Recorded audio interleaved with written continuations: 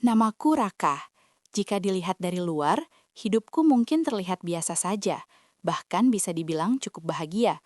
Aku tinggal di sebuah desa kecil bersama istriku, Maya, di rumah sederhana yang berdiri di pinggir jalan kampung.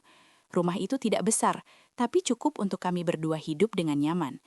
Setiap pagi, aku berangkat bekerja ke bengkel motor milik temanku yang tidak terlalu jauh dari rumah. Pekerjaan itu memang tidak membuatku kaya, tapi cukup untuk memenuhi kebutuhan sehari-hari. Sementara Maya bekerja di sebuah toko pakaian di kota kecil yang jaraknya sekitar 20 menit dari rumah kami. Rutinitas kami hampir selalu sama setiap hari. Pagi-pagi Maya sudah sibuk di dapur menyiapkan sarapan. Kadang dia memasak nasi goreng, kadang hanya mie instan dengan telur. Kami makan bersama di meja kecil yang hanya muat 2 kursi. Mas, nanti pulangnya jangan terlalu malam ya, kata Maya suatu pagi sambil menyodorkan segelas teh hangat. Iya, kalau bengkel nggak ramai aku pulang cepat, jawabku sambil tersenyum. Maya hanya mengangguk pelan. Senyumnya sederhana, tapi selalu membuatku merasa tenang. Namun sebenarnya, rumah itu bukan sepenuhnya milik kami. Rumah itu adalah rumah milik Ibu Maya, yaitu Guratna, yang sejak 2 tahun terakhir tinggal bersama kami setelah ayah Maya meninggal dunia. Awalnya aku sempat merasa canggung tinggal satu rumah dengan ibu mertua. Bagaimanapun juga, hubungan menantu dan mertua sering dianggap rawan konflik oleh banyak orang. Tapi ternyata Bu Ratna jauh dari gambaran ibu mertua yang sering diceritakan orang-orang. Dia justru sangat baik. Bu Ratna adalah wanita yang lembut dan sabar. Usianya memang sudah memasuki kepala 5, tapi wajahnya masih terlihat segar. Rambutnya yang sedikit beruban selalu disanggul rapi setiap pagi. Dia sering membantu pekerjaan rumah, bahkan kadang memasakkan makanan untuk kami jika Maya pulang terlalu malam. Raka, makan dulu, ibu sudah masak sayur lodeh, katanya suatu malam saat aku baru pulang kerja. Ibu nggak capek masak terus? Tanyaku. Bu Ratna hanya tertawa kecil. Kalau cuma masak buat keluarga sendiri, mana mungkin capek. Sejak saat itu, aku mulai merasa nyaman tinggal di rumah ini. Kehadiran Bu Ratna bahkan membuat rumah terasa lebih hangat. Namun seiring waktu berjalan, ada satu hal yang perlahan mulai berubah dalam rumah tanggaku. Maya mulai sering pulang lebih malam dari biasanya. Toko tempatnya bekerja sedang berkembang pesat, sehingga jam kerjanya sering bertambah. Kadang dia baru sampai rumah setelah maghrib, bahkan beberapa kali hampir jam 8 malam. Sementara aku biasanya sudah sampai rumah sekitar jam 5 sore.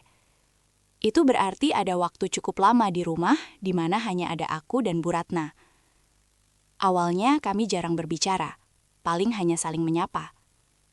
Baru pulang kah? Iya, Bu. Namun lambat laun, obrolan kecil itu mulai berubah menjadi percakapan yang lebih panjang. Suatu sore aku duduk di teras sambil melepas lelah setelah pulang kerja. Badanku terasa pegal karena seharian memperbaiki motor pelanggan. Bu Ratna datang membawa 2 gelas teh hangat.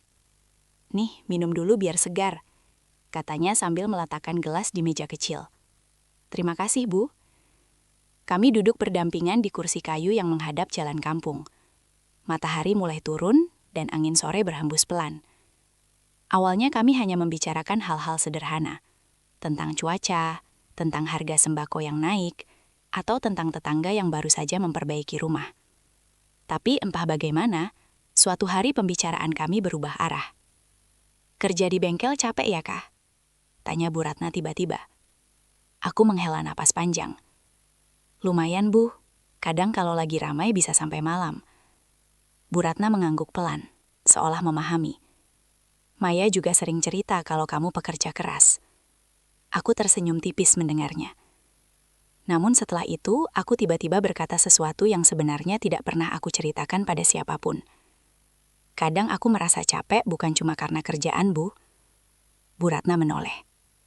Maksudnya? Aku terdiam sebentar. Tidak tahu kenapa, tapi rasanya lebih mudah berbicara jujur di hadapan wanita yang duduk di sampingku ini. Rumah tangga juga kadang bikin pusing, kataku pelan. Bu Ratna tidak langsung menjawab. Dia hanya mendengarkan. Sejak saat itu, aku mulai sering curhat padanya. Tentang pekerjaan, tentang kelelahan, tentang hubungan dengan Maya yang kadang terasa jauh karena kesibukan kami masing-masing. Bu Ratna selalu mendengarkan dengan sabar. Kadang memberi nasihat, kadang hanya tersenyum dan mengangguk. Tanpa aku sadari, percakapan-percakapan itu membuat hubungan kami menjadi semakin dekat. Terlalu dekat. Aku masih menganggap semua itu wajar. Bagaimanapun juga, dia adalah ibu mertuaku. Sosok yang sudah kuanggap seperti ibu sendiri. Aku sama sekali tidak menyadari bahwa kebiasaan sederhana itu, duduk di teras sambil curhat setiap sore, perlahan membuka pintu bagi sesuatu yang jauh lebih berbahaya. Sesuatu yang tidak pernah aku bayangkan sebelumnya. Sesuatu yang suatu hari nanti akan mengubah hidupku dan hampir menghancurkan rumah tangga yang selama ini aku bangun dengan Maya. Awalnya, aku sama sekali tidak menyadari perubahan itu. Bagiku, semua percakapan dengan Bu Ratna hanyalah obrolan biasa antara menantu dan ibu mertua. Tidak ada niat buruk, tidak ada pikiran aneh. Namun, kebiasaan itu semakin sering terjadi. Setiap sore setelah pulang dari bengkel, aku hampir selalu duduk di teras. Tidak lama kemudian, Bu Ratna akan keluar dari dapur membawa teh atau kopi. "Ayo duduk, Kak.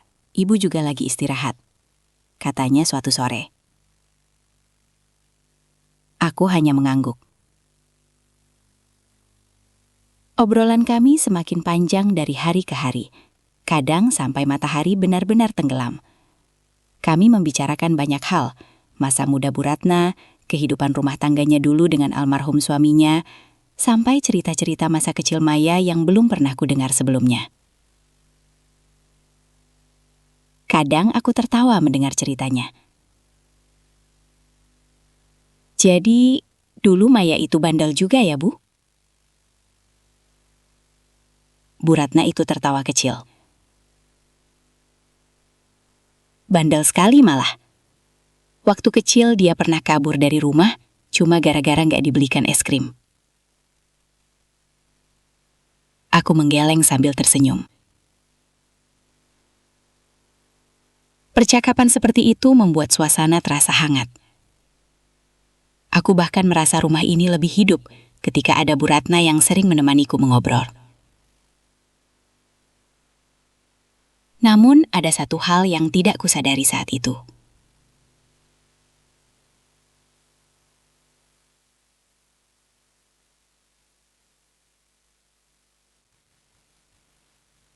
Apalagi kalau harus memikul semuanya sendiri. Aku menunduk. Kadang aku merasa Maya nggak terlalu mengerti keadaanku, Bu. Kalimat itu keluar begitu saja tanpa kupikirkan. Bu Ratna tidak langsung menjawab. Dia hanya mengangguk pelan, seolah memahami semua keluh kesahku. "Perempuan kadang memang begitu," katanya.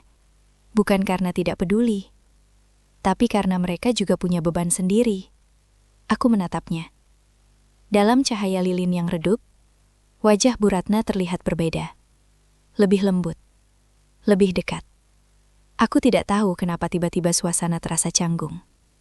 Kami terdiam cukup lama. Lalu tiba-tiba angin kencang membuat jendela ruang tamu terbuka keras. Brak! Aku refleks berdiri untuk menutupnya. Namun saat aku berbalik, jarak antara aku dan Bu Ratna menjadi sangat dekat. Terlalu dekat. Kami sama-sama terdiam. Aku bisa melihat wajahnya dengan jelas dalam cahaya lilin yang bergoyang. Untuk beberapa detik, tidak ada yang bergerak. Sampai akhirnya Bu Ratna mundur sedikit dan berkata dengan suara pelan, "Maaf, Ibu mungkin terlalu banyak mendengarkan curhatanmu." Aku cepat-cepat menggeleng. "Bukan begitu, Bu." Namun sejak malam itu, suasana di rumah terasa berubah. Aku mulai menyadari sesuatu yang aneh. Bu Ratna sering terlihat gugup ketika kami bertemu. Kadang dia menghindari tatapanku. Kadang malah terlihat ingin mengatakan sesuatu tapi menahannya. Aku sendiri juga merasa tidak nyaman. Bukan karena marah atau benci, tapi karena ada perasaan asing yang tiba-tiba muncul di antara kami. Perasaan yang seharusnya tidak pernah ada. Aku mencoba mengabaikannya, menganggap semuanya hanya perasaanku saja. Namun beberapa hari kemudian terjadi sebuah kejadian kecil yang membuatku sadar bahwa sesuatu yang berbahaya benar-benar sedang terjadi. Suatu sore Maya pulang lebih awal dari biasanya. Saat itu aku dan Bu Ratna sedang duduk di teras seperti biasa. Kami sedang berbicara cukup serius, sampai tidak menyadari bahwa Maya sudah berdiri di depan pagar rumah. "Aku ganggu nggak?" Suara itu membuat kami berdua kaget. Aku menoleh cepat. Maya berdiri di sana sambil menatap kami dengan wajah yang sulit ditebak. Kamu sudah pulang?" kataku gugup. Iya, toko tutup lebih cepat hari ini. Dia berjalan masuk ke halaman rumah. Namun sebelum masuk ke dalam, Maya sempat menatapku dan ibunya bergantian. Tatapannya singkat, tapi cukup untuk membuat dadaku terasa tidak nyaman.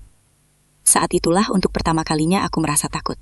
Takut jika suatu saat Maya menyadari bahwa kedekatan kecil antara aku dan ibunya mungkin sudah mulai melewati batas yang seharusnya tidak pernah kami sentuh.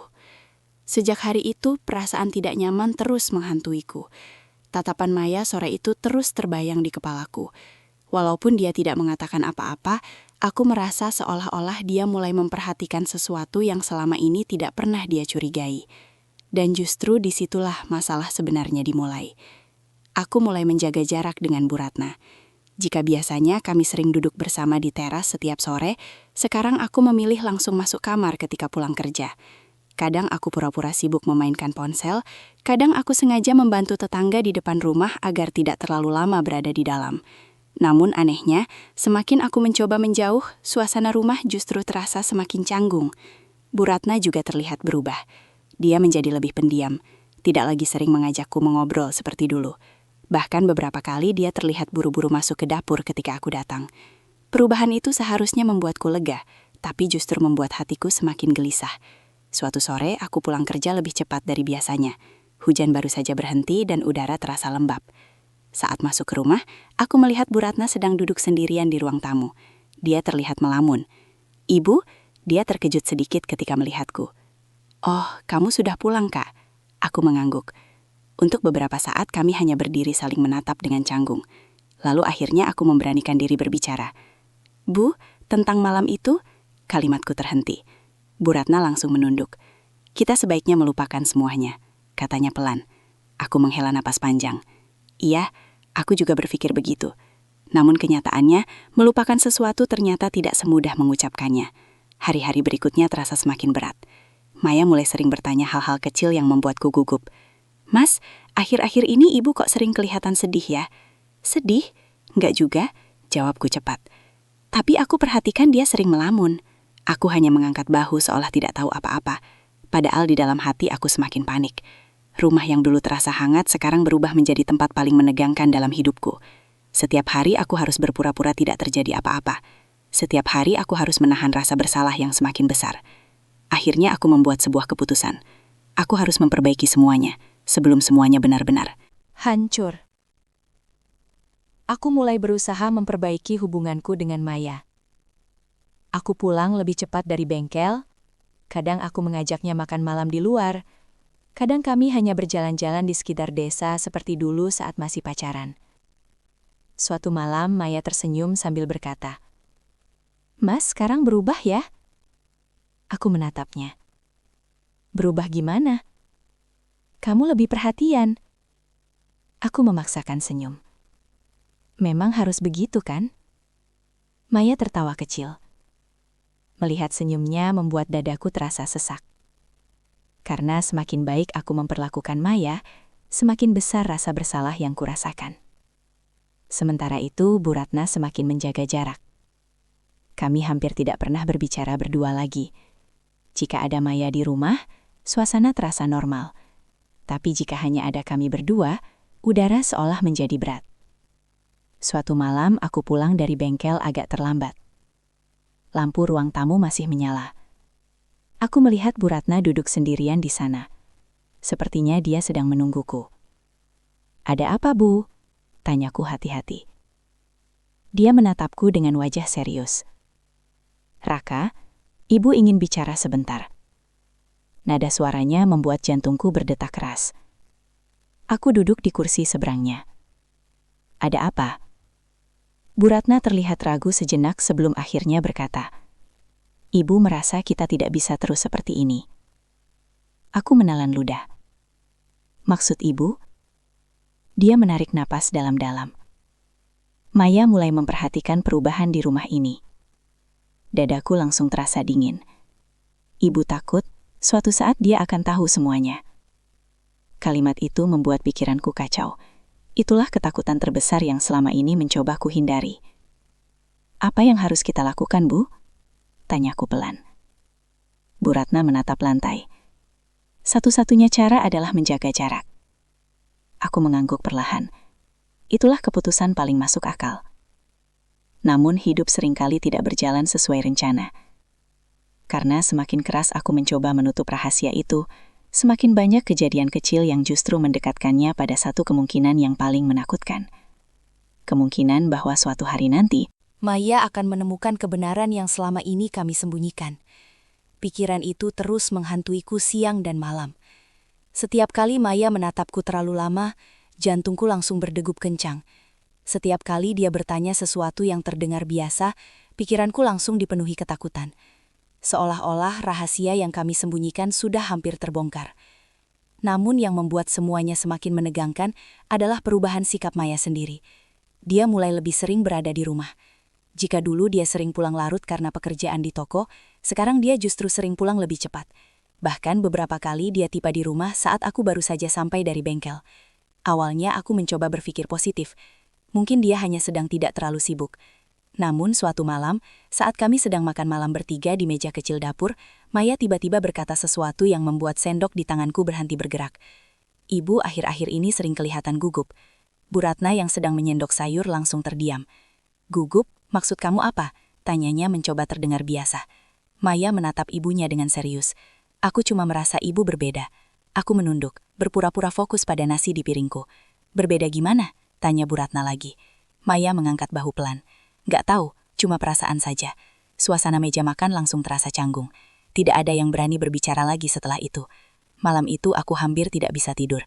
Pikiranku terus dipenuhi kemungkinan-kemungkinan buruk. Jika Maya benar-benar mulai curiga, semuanya hanya tinggal menunggu waktu sebelum dia mengetahui kebenaran. Dan aku tahu, jika hari itu benar-benar datang, rumah tanggaku mungkin tidak akan pernah bisa diselamatkan lagi. Hari-hari berikutnya menjadi semakin menegangkan. Maya mulai memperhatikan hal-hal kecil. Kadang dia tiba-tiba muncul di ruang tamu saat aku dan Bu Ratna sedang berbicara. Kadang dia berdiri di pintu dapur memperhatikan kami tanpa mengatakan apa-apa. Tatapannya membuatku merasa seperti seseorang yang sedang diinterogasi tanpa pertanyaan. Suatu sore, kejadian yang paling kutakuti akhirnya hampir terjadi. Aku baru saja pulang kerja dan duduk sebentar di ruang tamu. Bu Ratna keluar dari dapur membawa segelas air. "Ini minum dulu, Kak," katanya pelan. Aku menerima gelas itu. Namun saat aku mengangkat kepala, aku melihat Maya berdiri di depan pintu. Entah sejak kapan dia sudah di sana. "Kalian lagi ngobrol?" tanyanya. Iya," jawabku cepat. Maya melangkah masuk ke dalam rumah. Tatapannya berpindah dari aku ke ibunya. Untuk beberapa detik tidak ada yang berbicara. Suasana terasa sangat berat. Kemudian Maya berkata dengan nada pelan namun tajam. "Aku merasa rumah ini aneh akhir-akhir ini." Aku langsung menelan ludah. "Maksud kamu?" Maya tidak langsung menjawab. Dia hanya menatap kami berdua. "Mas, aku tanya jujur ya." Dadaku terasa seperti diremas. "Ada apa?" Maya menarik napas panjang. "Apakah ada sesuatu yang kalian sembunyikan dariku?" Kalimat itu terasa seperti petir yang menyambar tepat di atas kepalaku. Bu Ratna langsung menunduk. Aku sendiri tidak mampu berkata apa-apa. Semua alasan yang selama ini kusiapkan tiba-tiba menghilang dari pikiranku. Keheningan memenuhi ruangan. Maya menunggu jawaban. Namun aku hanya bisa menatap lantai dengan tangan gemetar. Beberapa detik kemudian Maya tertawa kecil. "Tuh kan, kalian diam." Nada suaranya tidak terdengar marah. Justru terdengar kecewa. Aku mungkin bodoh. Tapi aku bisa merasakan kalau ada sesuatu yang salah di rumah ini. Aku mengangkat kepala perlahan. Wajah Maya terlihat pucat. "Aku cuma ingin satu hal," katanya pelan. "Apa?" Dia menatapku langsung ke mata. "Kejujuran." Saat itulah aku sadar bahwa semua usahaku selama ini gagal total. Aku sudah mencoba menjauh. Aku sudah mencoba memperbaiki semuanya. Tapi rahasia itu tetap saja membayangi kami seperti bayangan gelap yang tidak bisa dihapus. Dan sekarang aku hanya punya satu pilihan terakhir. Pilihan yang paling sulit. Pilihan yang mungkin akan menghancurkan segalanya. Aku harus mengatakan kebenaran yang sebenarnya kepada Maya. Atau terus berbohong dan hidup dengan rasa bersalah yang tidak akan pernah hilang seumur hidupku. Aku berdiri di ruang tamu dengan perasaan yang campur aduk. Maya masih menatapku dengan mata yang penuh pertanyaan. Sementara Bu Ratna tetap menunduk, seolah tidak berani menghadapi situasi yang sedang terjadi. Keheningan di ruangan itu terasa sangat menekan. "Aku cuma minta satu hal, Mas," kata Maya lagi dengan suara pelan. "Jujur." Aku menelan ludah. Tenggorokanku terasa kering. Saat itu aku sadar bahwa tidak ada lagi tempat untuk bersembunyi. Semua alasan yang selama ini kupakai untuk menenangkan diri mendadak terasa kosong. Aku bisa saja berbohong, mencari cerita lain, atau menyalahkan keadaan. Tapi aku tahu satu hal. Jika aku berbohong lagi malam ini, mungkin Maya tidak akan pernah mempercayaiku lagi seumur hidupnya. Aku menarik napas panjang. "Maya, aku memang menyembunyikan sesuatu." Wajahnya langsung berubah tegang. "Apa itu?" Tanganku gemetar. Kata-kata terasa berat keluar dari mulutku. Ini semua berawal dari curhatan-curhatan kecil yang sering aku ceritakan ke ibu. Maya melirik ibunya sekilas, lalu kembali menatapku. "Aku tahu." Aku terdiam. "Aku sering lihat kalian ngobrol di teras," lanjut Maya. "Awalnya aku pikir itu wajar." Aku menunduk. Tapi lama-lama aku merasa ada yang berubah. Air mata mulai menggenang di matanya. "Apa yang sebenarnya terjadi, Mas?" Pertanyaan itu terasa seperti pisau yang menekan dadaku. Aku memejamkan mata sejenak, lalu akhirnya berkata dengan suara lirih. "Aku melakukan kesalahan besar." Ruangan itu terasa semakin sunyi. Bu Ratna tiba-tiba berdiri dari kursinya. "Raka." Namun aku mengangkat tangan, memberi isyarat agar dia membiarkanku berbicara. "Kesalahan ini bukan hanya salahku," kataku pelan. "Tapi aku yang harus bertanggung jawab." Maya menatapku tanpa berkedip. "Apa maksudmu?" Aku mengumpulkan keberanian yang tersisa. Hubunganku dengan ibu sempat melewati batas yang seharusnya tidak pernah terjadi. Kalimat itu keluar begitu saja. Seolah semua beban yang selama ini menekan dadaku akhirnya pecah. Maya langsung membeku. Wajahnya pucat, matanya melebar. "Apa?" Suaranya hampir tidak terdengar. Bu Ratna tiba-tiba menangis pelan. "Maya, ibu minta maaf." Namun Maya tidak menoleh padanya. Dia masih menatapku dengan tatapan yang sulit dijelaskan. Bukan hanya marah, tapi juga terluka. "Kalian bercanda kan?" katanya pelan.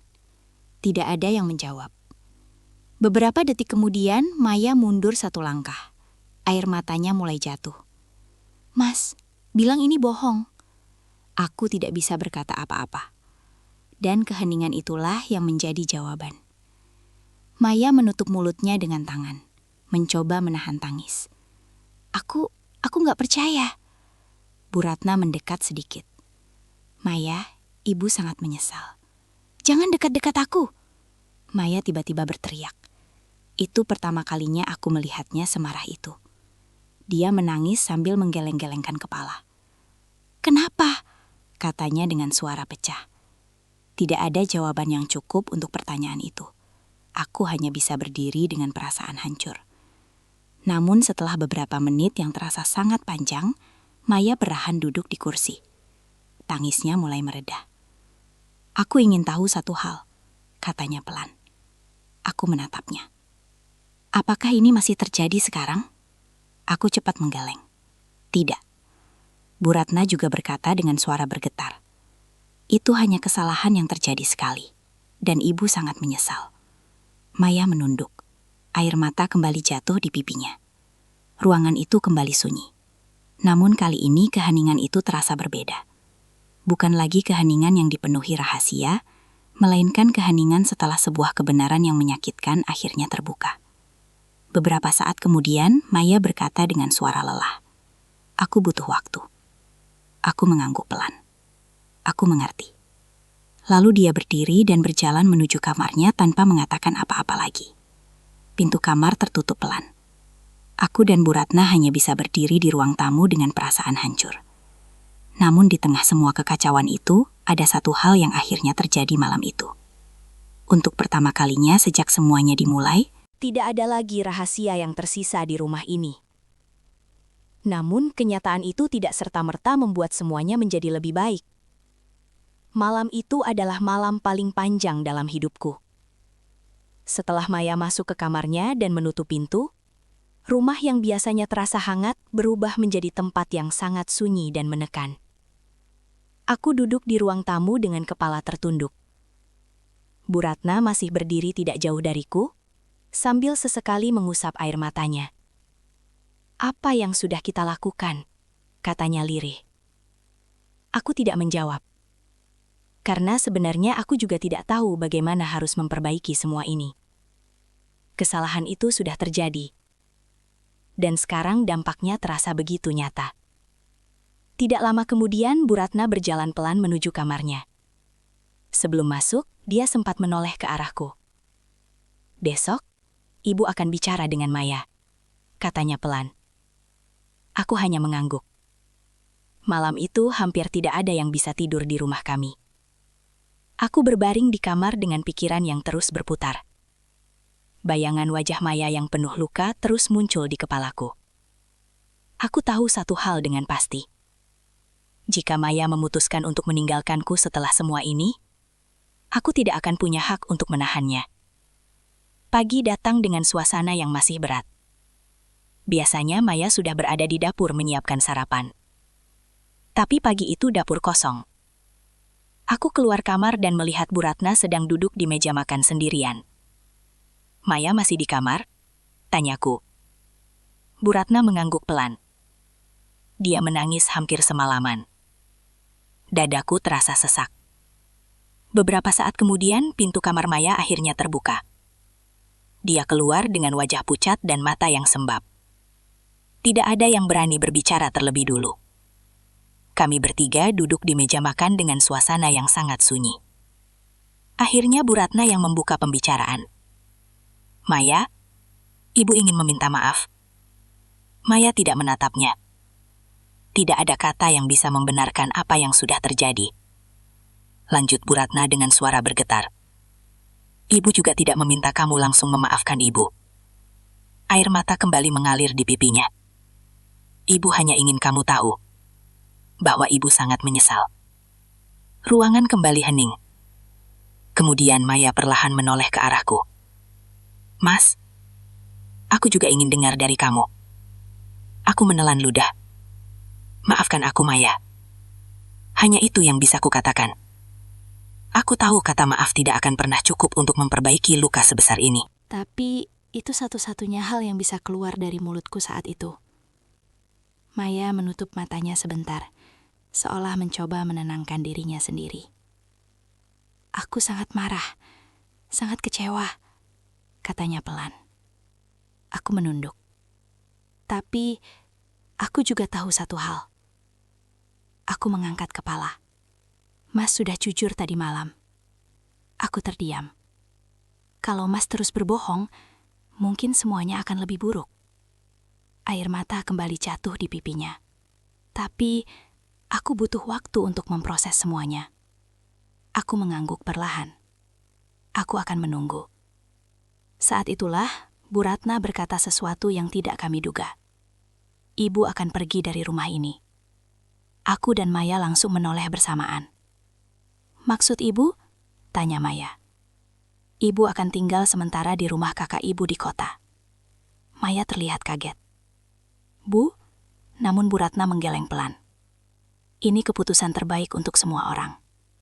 Dia menatap Maya dengan mata penuh penyesalan. "Ibu tidak ingin terus menjadi pengingat luka di rumah ini." Hari itu, suasana rumah terasa sangat berat.